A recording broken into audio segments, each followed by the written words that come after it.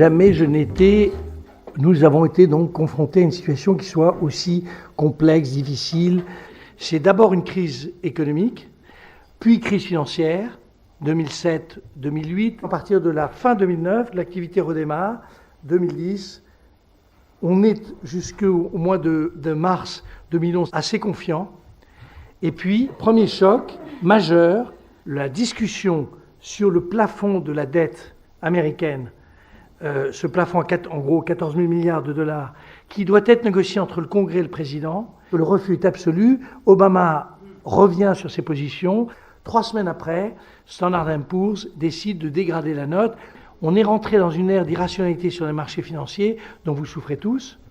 La deuxième remarque, nos sociétés, les sociétés occidentales, ont en fait, dans la mondialisation, créé une tranche de femmes et d'hommes qui sont peut-être entre 20 et 40%, qui sont entre, on va dire pour résumer, entre 0,5 et 1,5 fois le SMIC, dont le comportement est très difficile à comprendre, parce qu'il y avait ce double phénomène de ce qu'on appelait les consommations obligatoires, puis l'énergie, puis l'agroalimentaire. Or, dès que le prix des produits de ressources rares agroalimentaires ou essence augmente, et on se trouve dans des dispositifs de réduction de la consommation très brutaux qui en fait ont été sous-estimés en 2008, même chose en 2011. Tout ça nous amène à une croissance qui était entre 4 et 4,5 de croissance mondiale, qui aujourd'hui doit être aux environs de 2,5,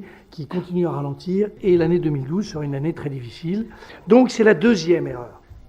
La troisième, c'est l'affaire européenne, se décompose en 3 sujets différents, de nature différente. La première, c'est l'affaire grecque, 350 milliards de dettes. Le deuxième sujet, c'est beaucoup plus sérieux. Alors, je les prends les uns après les autres. Le Portugal, l'Espagne, l'Italie, par ordre de difficulté.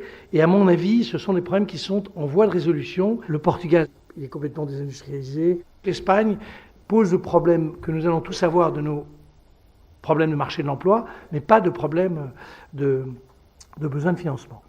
L'Italie avait un problème qui était un problème politique, elle semble avoir résolu. Ils ont évidemment les ressources, la force, enfin personne ne pense un instant qu'ils vont être en défaut. Le problème européen, il est qu'on a, comme une course de haies, une haie plus haute en 2012. L'année 2012 est une année terrible, il y a 300 milliards italiens, 200 milliards français, 300 milliards allemands, 150 milliards espagnols, etc.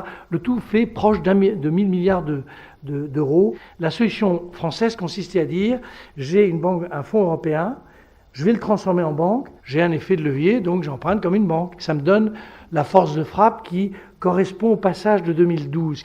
Il y a une deuxième solution, qui est la solution Allianz et allemande, qui était un mécanisme de rehausseur de crédit, qui consiste tout simplement à faire que le fonds européen garantit un pourcentage des taux d'intérêt. C'est donc une bonne solution. Et il faut qu'on maintienne des taux de croissance qui soient à peu près jouables. Il faut qu'on arrive à calmer cette espèce d'épée de Damoclès des agences de notation.